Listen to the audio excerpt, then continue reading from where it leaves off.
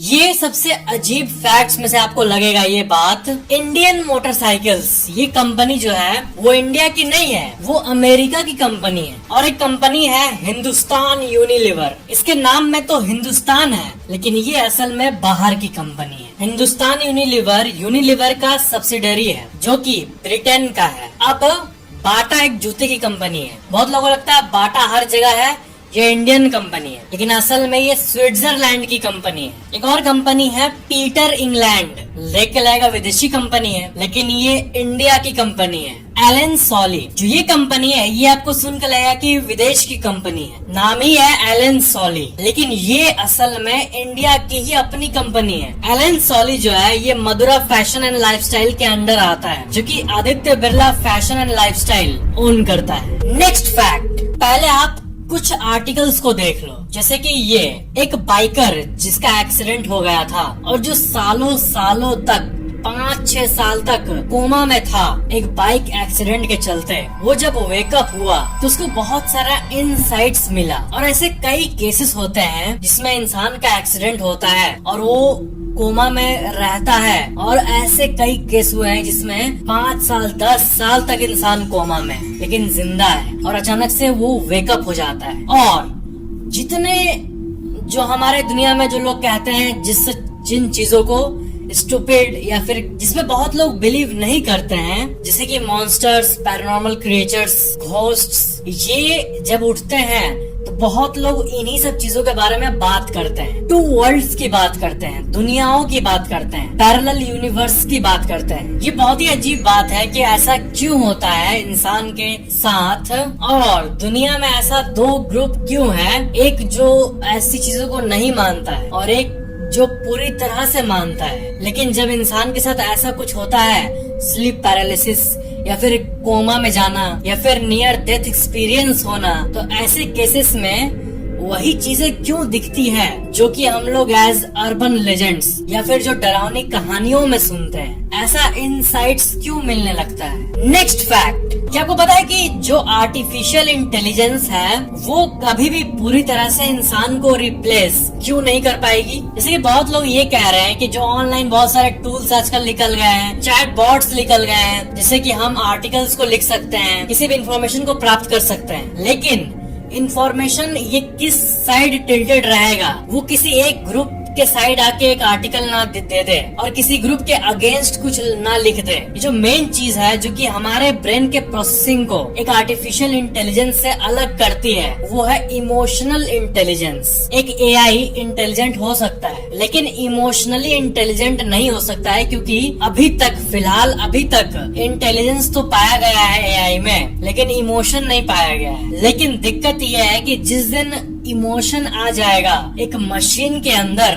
जैसे ह्यूमन में एक इमोशन होता है, नेचर की बात करें तो हमारा जो नेक्स्ट जनरेशन होता है, जो बच्चे होते हैं, उनको किसी भी तरह प्रोटेक्ट करना है हमको, ये एक नेचुरल सा अर्ज होता है एक इंसान के अंदर। और पूरा वर्ल्ड सर्वाइवल और रिप्रोडक्शन, यही दोनों चीज से मोटिवेटेड रहता है। तो ये जो साइकोलॉजिकल चीजें हैं, यही चीजें अगर मशीन्स में आ गई कि मशीन का भी अपना कास्ट होने लगा, एक मशीन अपने कैटेगरी का मशीन को बचाने में लगा हुआ है और दूसरे को मारने में लगा हुआ है, तो ये हमारे वर्ल्ड के लिए बिल्कुल भी सही नहीं होगा अगर आप इसके बारे में डीप तरह से सोचो तो। और इसी बात को एलॉन मस्क ने भी कहा है कि एआई कितना डेंजरस हो सकता है अगर हम इसे डेवलप करते गए और अचानक से एक ऐसा कोड निकाल दिए जिसमें उसके अंदर इंटेलिजेंस आ जाए, बुद्धि आ जाए, और जिस तरह का कंप्यूटेशन पावर और स्किल्स उनके पास होता है, तो अगर बुद्धि आ गया तो इंसान को भी वो खत्म कर सकता है, क्योंकि हम फिजिकली रोबोट से नहीं लड़ पाएंगे उनके स्पीड और एक्यूरेसी के चलते। नेक्स्ट फैक्ट, एक अजीब सी न्यूज आई। गुजरात में एक इंसान का जब ब्लड ग्रुप का टेस्ट किया गया तो निकला EMM नेगेटिव। आपने A positive, B positive, O negative, ये सब तो ब्लड ग्रुप सुना ही होगा। EMM नेगेटिव सुना है आपने? नहीं सुना होगा। ये बहुत कम लोगों को होता है, 100 से भी कम लोगों को। तो गुजरात के एक इंसान का यही ब्लड ग्रुप निकला EMM नेगेटिव। ऐसा माना जा रहा है कि 100 तो मैं ज्यादा ही बोल दिया। कई आर्टिकल्स में ये भी मेंशन है कि ये कहा जा रहा है कि गुजरात में जो ये मिला EMM नेगेटिव, ये पूरे विश्व में 10वां पर्सन था और ये किसी को भी ब्लड डोनेट नहीं कर सकता है। जिसका ब्लड ग्रुप EMM नेगेटिव हो वो नहीं डोनेट कर सकता है। इंडिया में ये पहला इंसान है जिसका ब्लड ग्रुप EMM नेगेटिव है। ऐसा जो ब्लड ग्रुप होता है ना, जो नॉर्मल से अलग होता है, ABO वगैरह से अलग होता है, EMM, गोल्डन ब्लड, क्या क्या अजीब टाइप का किसी किसी का निकल जाता है, इनको बहुत दिक्कत होता है क्योंकि ऐसे ब्लड ग्रुप वाले ना किसी को ब्लड डोनेट कर सकते हैं, या फिर इनका अगर बाय चांस एक्सीडेंट हो गया, ब्लड की नीड हो गई, ऐसा कुछ हुआ तो ऐसे टाइम पे ये किसी से भी ब्लड ले भी नहीं सकते। ये सबसे बड़ी दिक्कत होती है। मतलब एक एक्सीडेंट, थोड़ा सा खून निकला, खून रिकवर हो ही नहीं पाएगा, खून चढ़ ही नहीं पाएगा बॉडी में, खाना खा के ही ब्लड बन पाएगा। मतलब पूरी तरह से अकेला हो जाता है। मिलियंस ऑफ पीपल होने के बावजूद भी वो इंसान अकेला हो जाता है, ऐसे रेयर ब्लड ग्रुप होने के चलते। लेकिन ऐसे इस फैक्ट से हम लोग को डरने की जरूरत नहीं है, क्योंकि मोस्ट प्रोबेबली मेरा, आपका, सबका जो नॉर्मल ब्लड ग्रुप्स होते हैं, A पॉजिटिव, BO, AB, ये सब होगा। नेक्स्ट फैक्ट, जरा इस बात पे ध्यान दो।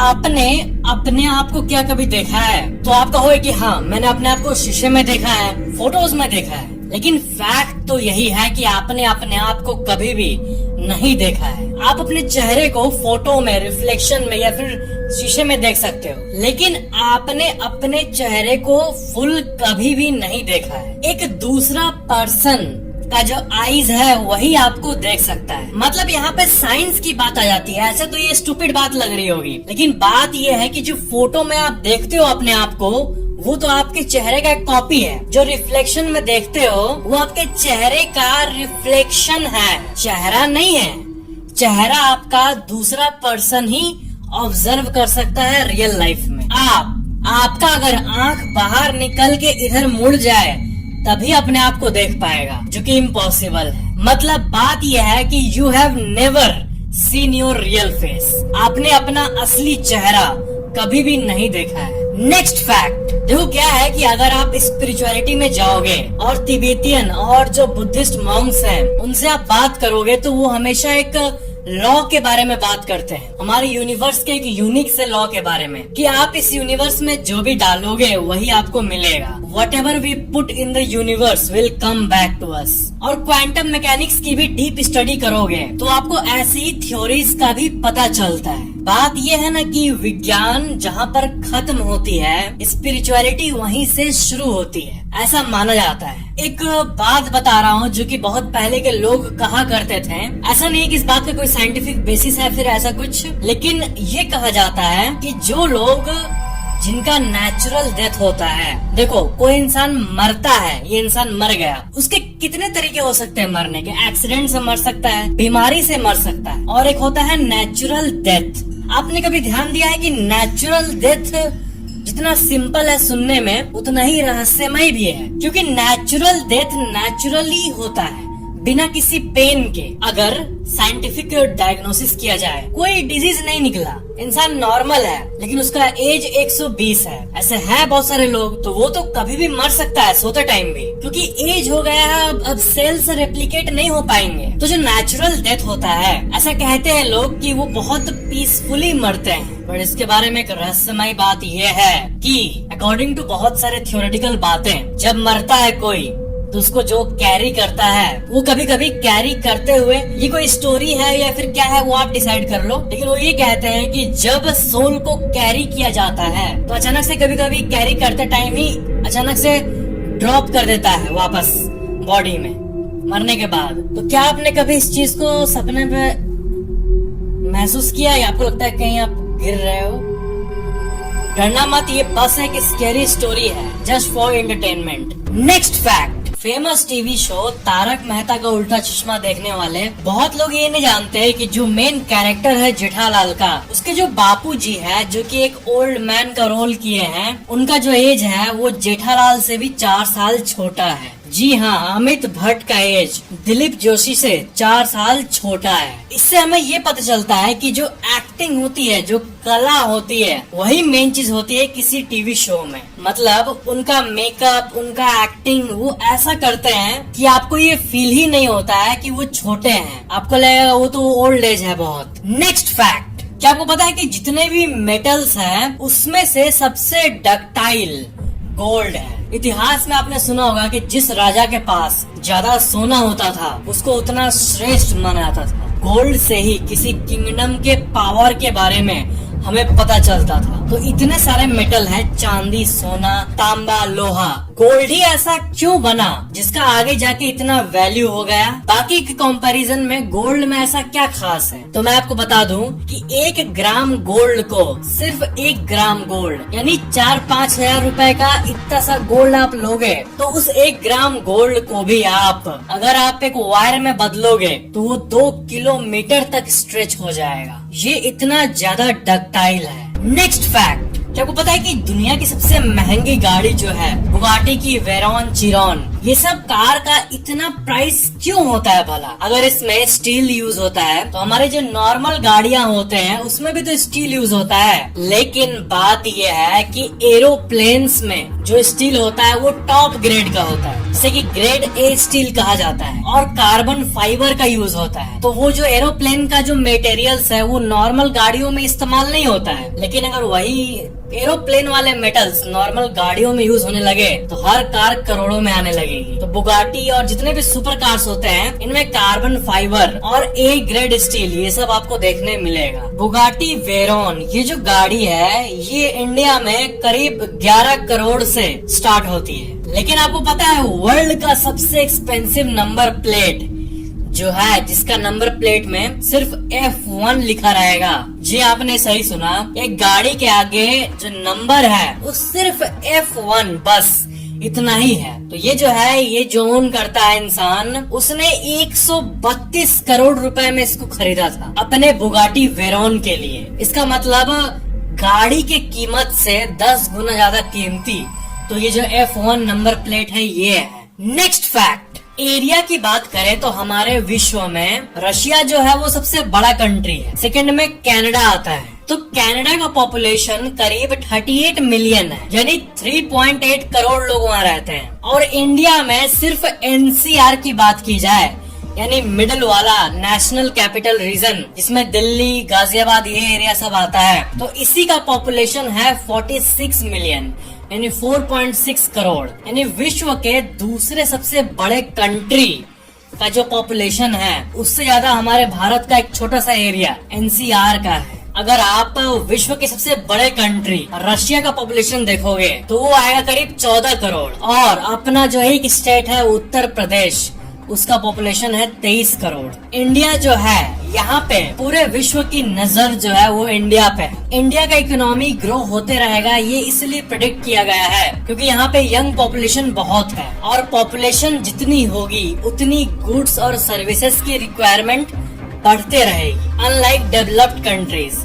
इसलिए एटलीस्ट 2050 तक इंडिया एक डेवलपिंग इकोनॉमी रहेगी और इसलिए विदेश के लोग इंडिया के कंपनीज में पैसा लगाने के लिए अभी के टाइम पे बहुत इंटरेस्टेड है। नेक्स्ट फैक्ट, क्या आपको पता है कि जम्मू एंड कश्मीर में 5.9 मिलियन टन लिथियम रिजर्व्स पाए गए हैं। इनफैक्ट ये भी कहा जा रहा है कि गवर्नमेंट का ये एक कोशिश रहेगी कि 2070 तक पूरे इंडिया में 100% इलेक्ट्रिक गाड़ियां ही रहे। और क्योंकि ये रिजर्व्स इंडिया में पाए गए हैं और जो लिथियम है वो बैटरीज में यूज होता है, लिथियम आयन बैटरीज में, और जितने भी इलेक्ट्रिकल गाड़ियां हैं वो सब में यूज होगा। तो एक कंट्री कितनी अमीर होगी ये वहाँ पे मौजूद रिसोर्सेज से तय होता है। जैसे कि अरब कंट्रीज में जब तेल की डिस्कवरी ह्यूज मात्रा में रही तो उनको पूरे वर्ल्ड के कंपैरिजन में एक अपना एक एडवांटेज मिल गया, एक गॉड गिफ्टेड एडवांटेज आप कह सकते हो। तो इंडिया में भी ये जो लिथियम का डिपॉजिट मिला है ये एक फील्ड के लिए जो कि है इलेक्ट्रिक गाड़ियां, इसमें बहुत चेंजेस लाएगी। नेक्स्ट फैक्ट, एक बर्ड है बी हमिंग बर्ड और ये विश्व की सबसे छोटी बर्ड मानी जाती है और इसकी कुछ इमेजेस आप अपने स्क्रीन पे देख सकते हो। टोके गेको ये जो क्रीचर है इसको पेट बेबी डायनासोर भी कहा जाता है क्योंकि ये छोटा सा है और ये हाथ में भी आ जाता है, लेकिन इसका जो शेप है वो डायनासोर की तरह है। नेक्स्ट फैक्ट, जो शेरशाह मूवी है जिसमें कि सिद्धार्थ और कियारा ने रोल प्ले किया है, वो लेट परमवीर चक्र अवार्डी कैप्टन विक्रम बत्रा के लाइफ से इंस्पायर्ड है। उसमें एक सीन आता है जिसमें कि कैप्टन बत्रा अपने वाइफ को सिंदूर लगाते हैं अपने खून से। तो इस सीन को देख के बहुत लोगों के मन में ऑफकोर्स ये थॉट उठेगा कि चलो मूवी का इमोशनल सीन है, लेकिन फिर क्वेश्चन आता है ये तो मूवी रियल लाइफ पे बनी है ना। तो क्या है कि बहुत सारे रियल लाइफ घटना से इंस्पायर्ड जो मूवीज होती है उसमें बढ़ा चढ़ा के दिखाते हैं बहुत कुछ ताकि और अच्छे से एंटरटेनमेंट हो। लेकिन ये जो सीन है जिसमें कि सिंदूर की जगह खून से लगाया जाता है, ये एक्चुअली में रियल लाइफ में जो उनकी वाइफ है उनसे कंफर्म किया गया था कि ये असल में हुआ था उनके साथ। जी हाँ, आपने सही सुना, ये कोई कुक्ड अप सीन नहीं था, ये रियल सीन था। नेक्स्ट फैक्ट, 1937 में एक सॉकर मैच चल रहा था, लेकिन फॉग के चलते, कुहासा के चलते मैच को अचानक से बंद कर दिया गया क्योंकि ऑडियंस कुछ देख नहीं पा रही थी। गोलकीपर थे सैम बार्ट्रम। तो मैच क्या हुआ था कि उस टाइम कैंसिल हो गया था फॉग के चलते। लेकिन एक बहुत ही प्रचलित उस टाइम घटना हुई थी असल में कि जो गोलकीपर था वो खड़ा था बहुत देर तक। क्या हुआ कि सॉकर मैच खत्म हो गया, अनाउंस हो गया, ऑडियंस 5-10 मिनट के अंदर चली गई, सब कोई ग्राउंड से निकल गए, लेकिन इतना फॉग था कि कुछ दिख नहीं रहा था और वो गोलकीपर वहीं पे खड़ा था, वेट कर रहा था बॉल का। साफ साफ कुछ दिख नहीं रहा था, तब भी अपना गेम में वो लगा हुआ था। तो मैच कैंसिल होने के बाद, सब कोई के चले जाने के बाद 15 से 20 मिनट तक वो खड़े रह गया वहीं पे। जी हाँ, ये एक असल घटना है और इस घटना से रिलेटेड आप आर्टिकल्स को अपने स्क्रीन पे देख सकते हो। फिर 15-20 मिनट बाद पुलिस आता है और कहता है कि क्या कर रहा है, मैच कब के खत्म हो गया तो खड़ा क्यों है।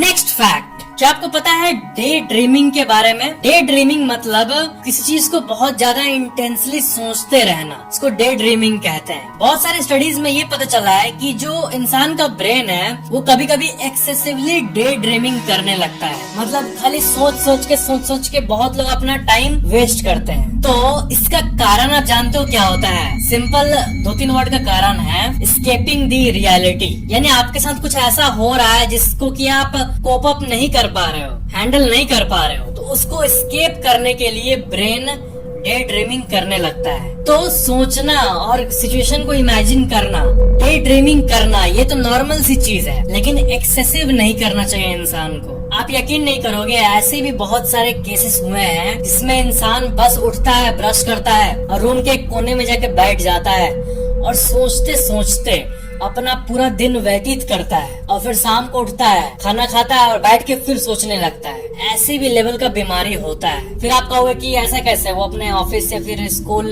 ये सब तो जाता ही होगा ना। तो दिक्कत ये है कि ऐसा ज्यादातर उन लोग से ज्यादा होता है जो कि लोनली है। जैसे कि ओल्ड एज में 2 ओल्ड पर्सन रह रहे हैं, एक बूढ़ा एक बूढ़ी, उसके साथ कोई नहीं है, तो वो लोग भी बहुत सारे अननेसेसरी टेंशन लेने लगते हैं और कईयों का पूरा दिन सिर्फ सोचते हुए, डे ड्रीम करते हुए बीतता है। और जो लोग ऑफिस जाते हैं, स्कूल जाते हैं, वो वहाँ जाने के बाद भी डे ड्रीम में लगे रहते हैं। बहुत लोग आपने ऐसा नोटिस किया होगा जो कि हमेशा अपने ख्यालों में खोए रहते हैं, सोचते रहते हैं। नेक्स्ट फैक्ट, क्या आपको पता है कि हिचकी का इंग्लिश टर्म क्या है?